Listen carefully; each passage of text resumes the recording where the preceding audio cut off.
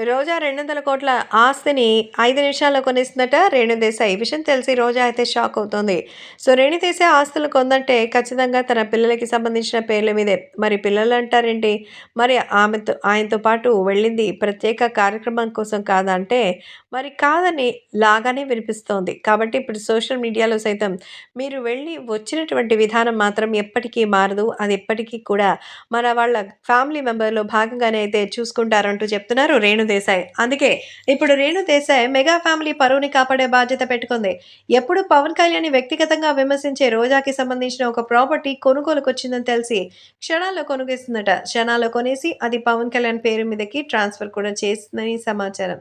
ప్రస్తుతం ఈ విషయం తెలిసి అందరూ ఒక్కసారిగా షాక్ అయిపోతున్నారు.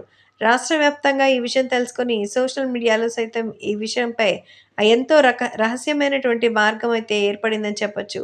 కాబట్టి సోషల్ మీడియాలో సైతం ఈ విషయం ఎంతో సెన్సేషనల్‌గా మారుతున్న సంగతి తెలిసిందే. ఇక అభిమానులు కూడా తెల్లవారి వాళ్ళు చూస్తున్నారు కదా! కాబట్టి ఖచ్చితంగా దానికి ఏదో ఒక రకమైనటువంటి రోగం వచ్చినట్టుంది. దాన్ని ఖచ్చితంగా సర్వీస్ సెంటర్‌లో చూపించాలి. మరి అలా లేకపోతే ఇబ్బందికర పరిణామాలు ఎదురవుతాయి. అంతేగాని ఇంకా ఏం రకంగా ఉంటుంది? కాబట్టి ఇప్పుడు ఏదైనా సోషల్ మీడియాలో సైతం మన పవర్ స్టార్ పవన్ కళ్యాణ్‌కి సంబంధించిన విషయంలో మరి రేణు దేశాయ్ ఈ విధంగా చెప్తూ పవన్ కళ్యాణ్ గారి స్టామినా ఇది. మరి ఖచ్చితంగా ఈ ఆస్తి కూడా పవన్ కళ్యాణ్ గారి సొంతమే. మీరు ఎలా వచ్చారో అలాగే వెళ్ళాలి అంటూ ఈ సందర్భంగా రేణు దేశాయ్ మన రోజా గారిపై విరుచుకుపడినట్టుగా తెలుస్తోంది.